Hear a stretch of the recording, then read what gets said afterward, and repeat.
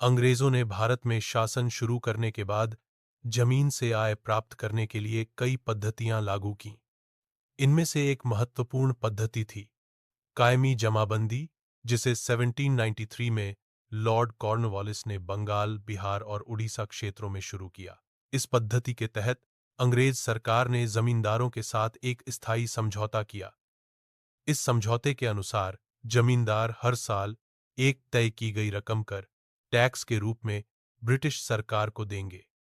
यह रकम हमेशा के लिए तय कर दी गई थी, यानी भविष्य में फसल बढ़े या घटे, बारिश हो या न हो, टैक्स में कोई बदलाव नहीं होता। जमींदारों को जमीन के मालिक के रूप में मान्यता दी गई। वे खुद खेती नहीं करते थे, बल्कि किसानों को जमीन किराए पर देते और उनसे किराया वसूलते। यदि किसान समय पर किराया न दें, तो जमींदार उन्हें जमीन से बेदखल भी कर सकते थे। इस पद्धति में जमींदारों को बड़ा फायदा हुआ, क्योंकि उन्हें फसल या मौसम के किसी भी खतरे का सामना नहीं करना पड़ता था। लेकिन किसानों पर पूरा बोझ पड़ गया। मेहनत से खेती करने के बावजूद उनका भविष्य सुरक्षित था। उनके पास जमीन पर कोई अधिकार नहीं था और उन्हें ऊंचा किराया चुकाने में भारी कठिनाई होती थी। इस तरह कायमी जमाबंदी पद्धति किसानों के लिए अन्यायपूर्ण और हानिकारक साबित हुई।